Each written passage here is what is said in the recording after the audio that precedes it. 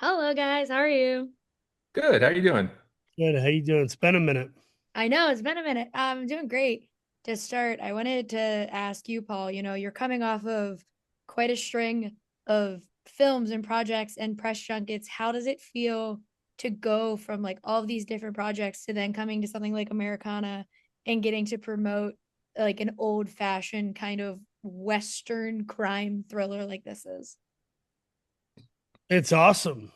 Yeah, I always wanted to do a movie like this, but I never thought the writing would be to this level. There's a lot of westerns I like from the past. I love The Good, the Bad, and the Ugly. I love Once Upon a Time in the West. Mhm. Um, I love True Grit and The Cowboys and Tombstone.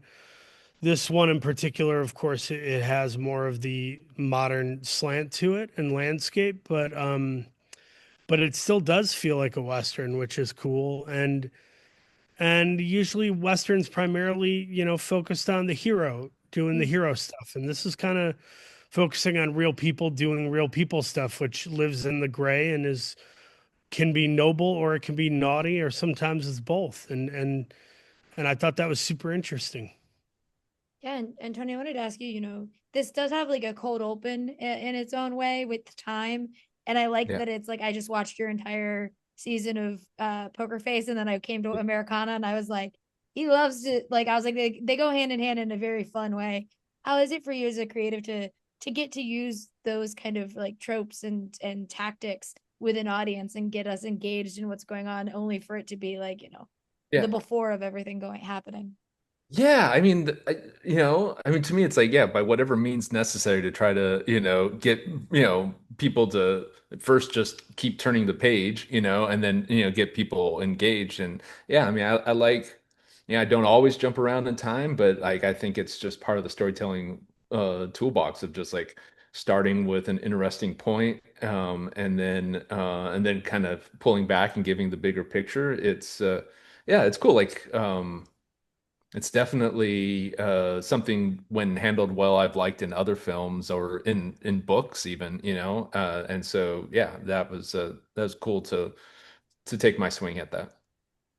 When I want to ask you both a fun question because this movie made me want to listen to Neil Young and drive around in classic cars with that pink jacket on. I was like, I'll buy it right now, Yeah. or someone give it to me. I'll wear the pink jacket. What for you guys is like the song that would take you back into the mindset of something like Americana that you're like, yes, this is what I think of when I think of just the West and being there and like old cars and things like that? You first, Tony. Well, I mean, I will. It's funny you bring up Neil Young because when I was talking with David Fleming, our composer, about the vibe of the score, I'm just like, I wanted it to sound like Neil Young stoned at midnight in the Ryman Auditorium in 1973. That's what I want it to feel like. But in terms of an actual song, I think any track off of Bob Dylan's soundtrack to Pat Garrett and Billy the Kid, that feels like because the West to me, there's a inherent sweet melancholy and grandeur to it, and that kind of captures that. So that I guess that would be my answer.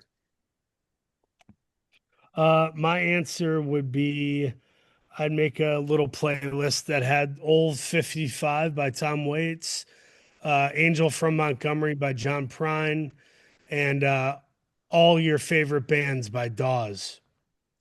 Those are Those are some those are good picks. Those are perfect. Well, and I wanted to ask you, Paul, and then it goes into a question for Tony.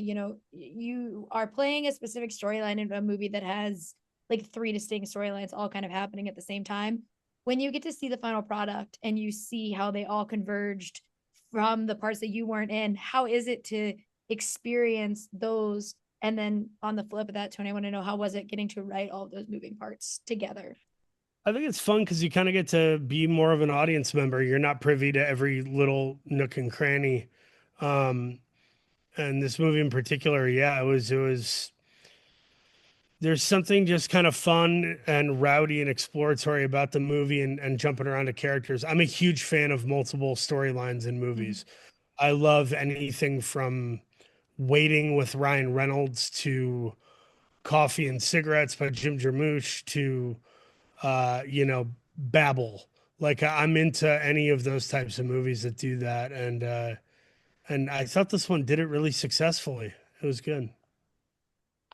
Yeah, yeah, I'm a fan of the, like, I'll throw in like, Nashville or another John Hughes film like Mystery Train, like just the idea of a certain amount of narrative freedom to just kind of write and then film and put the camera wherever's the most interesting spot in the story at that moment, as opposed to having to strictly follow just one point of view all the way through, but that you can kind of, just jump, establish some characters and dynamics and then just jump into a new place and then have these other characters who are the main focus kind of, be periphery there, but you're still accumulating more and more of the story and letting that build. That's yeah, and I dig being able to do that, and and try and do that. So it was fun in the writing, it was fun in the filming, just trying to kind of try to attend to the particulars and have your fingers crossed that it kind of coalesces into a whole that makes sense. Yeah, I love this movie a lot. I'm gonna be thinking about Eric Dane saying one of the most out of pocket lines ever to Halsey, and I was like, "Whoa!" And just like from then on, I was like, "I got the tone. I'm good. Like I know when I can laugh at this movie." So Is it the line right before she hits him in the uh, that yeah, whole yeah. section, I was like, Yeah, no, I mean that was based almost verbatim of something that a former friend of mine said when he was having romantic troubles, and I was just like, "Holy shit, dude!" But yeah, I like texted all my friends. I was like, "There is one out of pocket line in this movie that everyone yeah, needs to see it because it's yeah. crazy." But I loved it. Real Thank quick, you. real quick, Yeah, real quick. How great is the little kid in the movie, Gavin? he's so cute. I was like, this kid. Got to give First of some love to all, Gavin. Gavin's awesome. loved his whole I vibe. think He we was lost Rachel. like, "Oh no, Oh no. oh Yeah, goodness!" Right at the maybe end. she disagrees. Can you see me again? Oh, Sorry.